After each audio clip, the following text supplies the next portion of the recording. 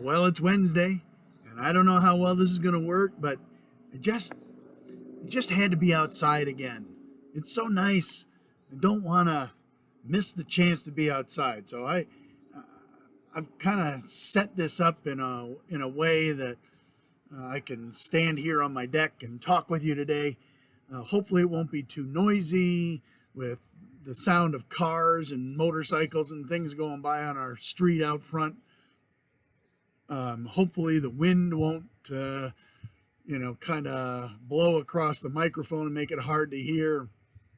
I just thought it'd be great to be outside. And so I hope you can see this all right, because it's very hard for me to see looking at the screen. I really have a hard time seeing the video here, but I hope you're doing well. We're here on Wednesday. It's what we consider midway through the week, the middle part of the week. And once again, the week is just going so fast. Well, anyway, I want to share with you today something that I just saw the other day on the internet. This is a story that doesn't say whether it's true or not, doesn't give a byline, doesn't say who sent it in or anything like that, but it's a pretty cool little story that has a good point. So let me share it with you. This guy says that he was driving home from work one December evening when his car started to choke and sputter, and then it died. He says, "I barely managed to coast, cruising into a gas station, glad only that I would not be blocking traffic on the highway and would have a somewhat warm spot to wait for the tow truck. My car wouldn't even turn over. The engine wouldn't even try to start. Before I could make the call for assistance, I saw a woman walking out of the Quickie Mart building, and it looked like she slipped on some ice and fell into a gas pump. So I got out to see if she was okay. When I got to her, it looked more like she had been overcome by sobs and crying than that she had fallen. She was a young woman who looked really haggard with dark circles under her eyes. She dropped something as I helped her up, and I picked it up to give it to her. It was a nickel. At that moment, everything kind of came into focus for me. The crying woman, the old rusted out Suburban crammed full of stuff with 3 kids in the back, one of them in a car seat, and the gas pump reading $4.95. I asked her if she was okay and if she needed help. And she just kept saying, "I don't want my kids to see me crying." So we stood on the other side of the pump from her car. She said she was driving to California and that things were very, very difficult for her right now.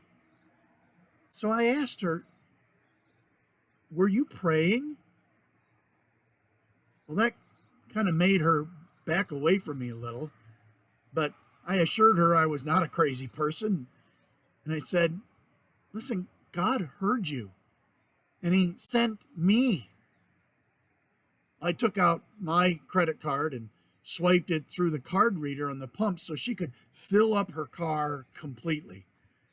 And while it was fueling, I walked next door to the McDonald's and bought 2 big bags of food, some gift certificates for more, and a big cup of coffee.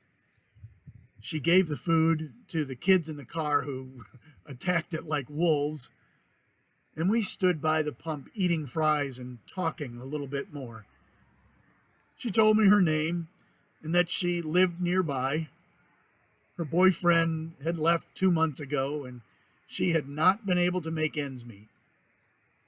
She knew she wouldn't have money to pay the rent on the first of the month, and finally, in desperation, had called her parents, with whom she had not spoken in almost 5 years. They lived in California and said she could come live with them and try to get on her feet from there. So she packed up everything she owned in the car. She told the kids they were going to California for Christmas, but not that they were going to live there. I gave her my gloves and a little hug and said a quick prayer for her for safety on the road. As I was walking over to my car, she said, "So, are you like an angel or something?" Well, this started making me cry. I said, "Sweetie, at this time of year, angels are really busy.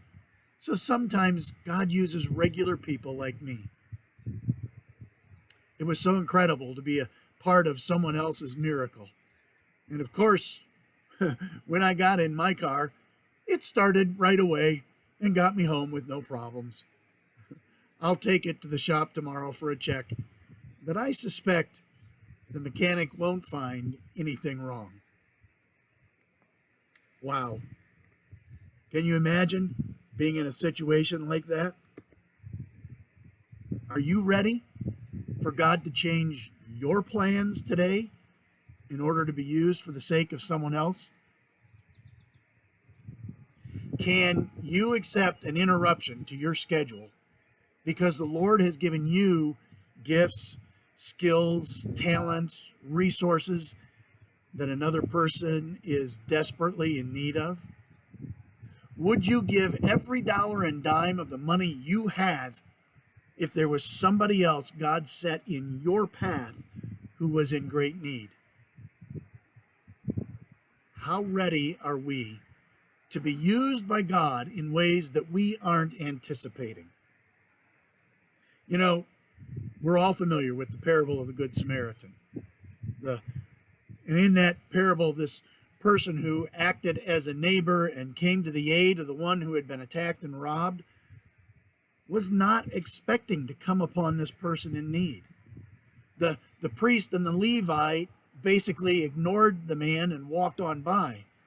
But the Samaritan who came across the man, like the other two, didn't only stop and assist, but also went out of his way to care for the man, to have lodging, food, and medical attention until he could finish whatever trip he was on and get back there.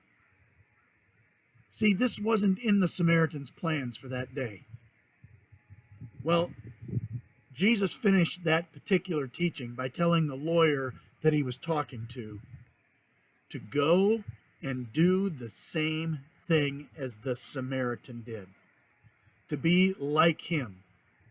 To be ready when we are placed in a situation where we might be able to help someone else, to be ready to do it. See, we won't always have a warning that there is going to be someone in need. We won't always be aware that an opportunity to serve is just ahead of us. We won't necessarily be given advance notice that our skills and resources are going to be needed. But we should be able to help at a moment's notice. We should be willing to help whenever the opportunity comes across our path. In 2 Timothy chapter 2, verses 20 to 21, it says, "In a wealthy home, some utensils are made of gold and silver, and some are made of wood and clay. The expensive utensils are used for special occasions, and the cheap ones are for everyday use. If you keep yourself pure, you will be a special utensil for honorable use. Your life will be clean, and you will be ready for the master to use you for every good work." If we are keeping ourselves in the right spiritual condition, we will be ready, prepared for the moment, at a moment's notice when we are needed. You know, in Ephesians chapter 2, it tells us this great passage on for by grace are you saved through faith, and that not of yourselves. It is the gift of God, not of works, lest any man should boast. But then it goes on after that and says, "For we," speaking of us as Christians, "we are God's workmanship, created in Christ Jesus for what? For good works, which God prepared beforehand, so that we would walk in them." Are we ready to walk in the things that God has prepared to give us? In 2 Timothy chapter 4, it's interesting how it says, preach the word. Be ready in season and out of season.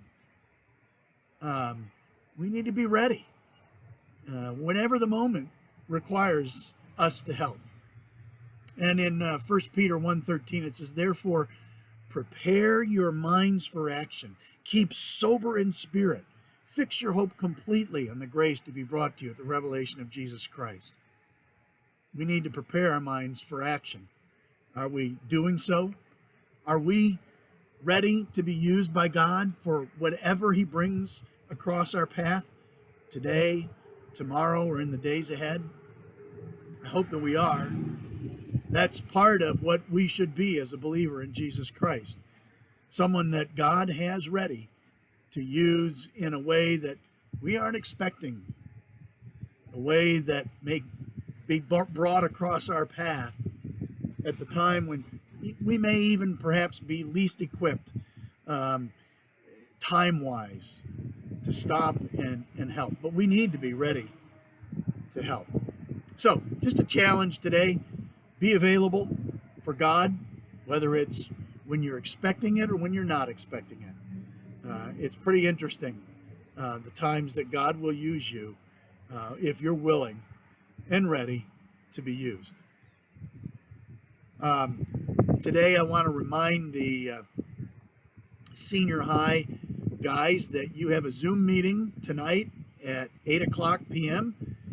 Be sure that you join us. We've got a game to play. We need to see if someone can beat Kyle. Kyle has a couple wins to his name, and I think we need a challenger. So come on out and join us tonight. Ladies, I believe you have a meeting at 9 o'clock tonight, senior high girls. Junior high, you're not going to be meeting tomorrow night on Zoom, but you will be meeting the following Thursday, 1 week from tomorrow, and I believe it's going to be another combined meeting on that night. So join us for that. Hey, I want to tell you again, remember that you are loved very, very much. Remember that you are missed so greatly. We cannot wait to get back together. And remember that you are being prayed for every single day. So keep on holding on to God. Keep on trusting him. Keep waiting on him and being patient. And we'll see the day that God will bring us all to a place where we can get back together in person. As far as church service, that's not too far away. The first week in June, we're looking to do a drive-through service out on our other property. And then the following week, we're looking to start some in-person services. So keep listening, and we hope that you'll be able to be involved, and we'll see you then. Hey, I'll be back to talk with you again tomorrow. So have a great Wednesday, and senior high guys, I'll see you tonight. All right? God bless.